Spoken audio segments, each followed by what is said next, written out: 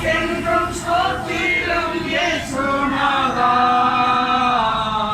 ஸ்தோத்திரம் இயேசுநாதா, உமக்கென்றும் ஸ்தோத்திரம் இயேசுநாதா, ஸ்தோத்திரம் செய்கின்றோம் நிம்மதியாக்கு நாமத்தினாதரவு, ஸ்தோத்திரம் செய்கின்றோம் நிம்மதியாக்கு நாமத்தினாதரவு,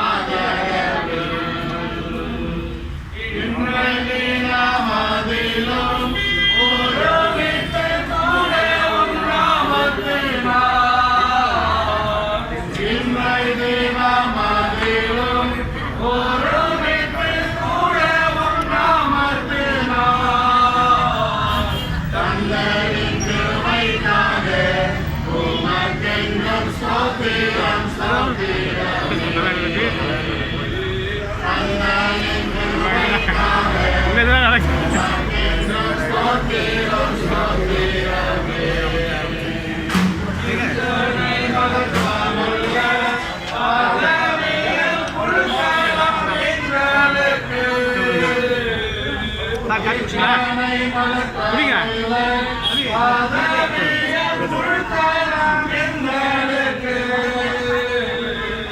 எத்தனை மாலயவு நின்றிருவை எத்தனை ஆச்சரியம்,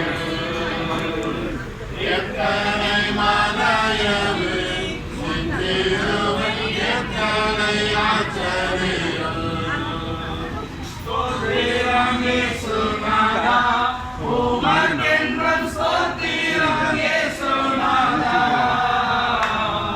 ஸ்தோத்திரம் இயேசுநாதா, உமக்கென்றும் ஸ்தோத்திரம் இயேசுநாதா, ஸ்தோத்திரம் செய்கின்றோம் நிம்மதியாய் திருநாமத்தினாதரவில், ஸ்தோத்திரம் செய்கின்றோம் நிம்மதியாய் திருநாமத்தினாதரவில், சேனைகள் மானோதர கீதங்களால் எப்போதும், வானதூதர் சேனைகள் மானோதர கீதங்களால் எப்போதும், ஓய்வின்றி பாடி துதிக்கிறதாவே மன்னவனே உமக்கு, ஓய்வின்றி பாடி துதிக்க மாபெரும் மன்னவனே உமக்கு, ஸ்தோத்திரம் இயேசுநாதா, உமக்கென்றும் ஸ்தோத்திரம் இயேசுநாதா, ஸ்தோத்திரம் இயேசுநாதா, உமக்கென்றும் ஸ்தோத்திரம் இயேசுநாதா, ஸ்தோத்திரம் செய்கின்றோம் நிம்மதியாய் திருநாமத்தினாதரவில், ஸ்தோத்திரம் செய்கின்றோம் நிம்மதியாய் திருநாமத்தினாதரவில். கர்த்தருடைய பரிசுத்த நாமம் மகிமைப்படுவதாக. இந்த இல்லத்தை நாம் பிரதிஷ்டை செய்வதற்கு முன்பதாக பரிசுத்த வேதாகமத்தில் ஒரு வசன பகுதியை நான் வாசிக்கிறேன். கடவுள் ஒரு மனிதனை ஆசீர்வதிப்பதற்கான அடையாளங்களை அவர் கொடுத்திருக்கிறார். சங்கீதம் 128 அதற்கு 1வது வசனத்திலிருந்து நான் வாசிக்கிறேன். கர்த்தருக்கு பயந்து அவர் வழிகளில் நடக்கிறவன் எவனோ அவன் பாக்கியவான். உன் கைகளின் பிரயாசத்தை சாப்பிடுவாய், உனக்கு பாக்கியமும் நன்மையும் உண்டாயிருக்கும்.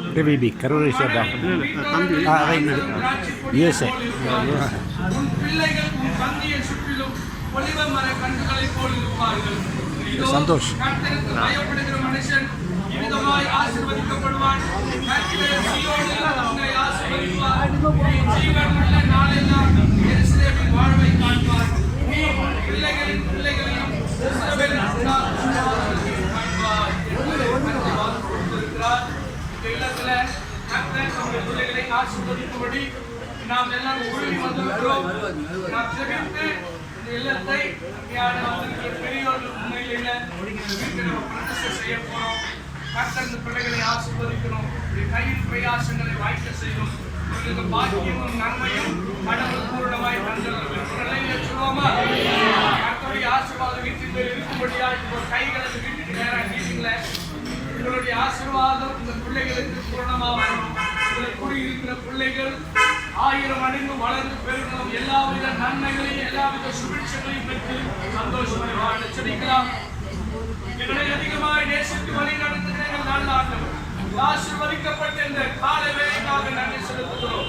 கர்த்தாவே, இந்த நல்ல நாளிலே ஆண்டவரே, நீர் ஆண்டவருடைய பிள்ளைகளை நினைத்தருளி உடைய பிள்ளைகளுக்கு ஆண்டவர் தருவேன் என்று வாக்கு கொடுத்ததான இந்த புதிய இல்லத்தை இந்த பிள்ளைகள் கட்டி முடித்து அதை இறை ஒப்படைப்பு செய்யும்படி பிள்ளைகளுக்கு தயவையும் கிருபையும் பாராட்டி வந்திருக்கிற கிருபைக்காக உமக்கு நன்றி செலுத்துகிறோம். இந்த இல்லத்தை ஆண்டவரே அப்பா கட்டவதற்கு எத்தனையோ தடைகள், எத்தனையோ போராட்டங்கள் வந்த பொழுது கர்த்தருடைய பிள்ளைகளை நினைத்தது ஏற்ற காலத்திலே கட்டி முடித்து அதை உங்களுடைய சமூகத்துக்கு நேராக கொண்டு வர கர்த்தர் கிருபை பாராட்டியதற்காக நன்றி. இந்த பிள்ளைகளுக்கு உதவி செய்த எல்லா உறவுகளுக்காக ஆண்டவரே, மூன்று பெற்றோர்களுக்காக நாங்கள் நன்றி செலுத்துகிறோம். ராஜா, பெற்றோர்களுடைய ஆசீர்வாதம் பிள்ளைகள் மேல் கடந்து வருவதாக வசனம் சொல்லுகிறது.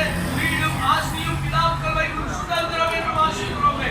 அருமையான பிதாக்களுடைய சுதந்திரத்தை இந்த பிள்ளைகள் பெற்று அனுபவிக்க கர்த்தர் பிள்ளைகளுக்கு அனுகூல பாராட்டிய கிருபைக்காக உமக்கு நன்றி செலுத்துகிறோம். ராஜா, இந்த இல்லத்தை உடைய திருக்கரத்தில் நாங்கள் ஒப்புக்கொடுக்கிறோம். இந்த நிலைப்பான்களிலே கர்த்தருடைய ஆட்டுக்குட்டியான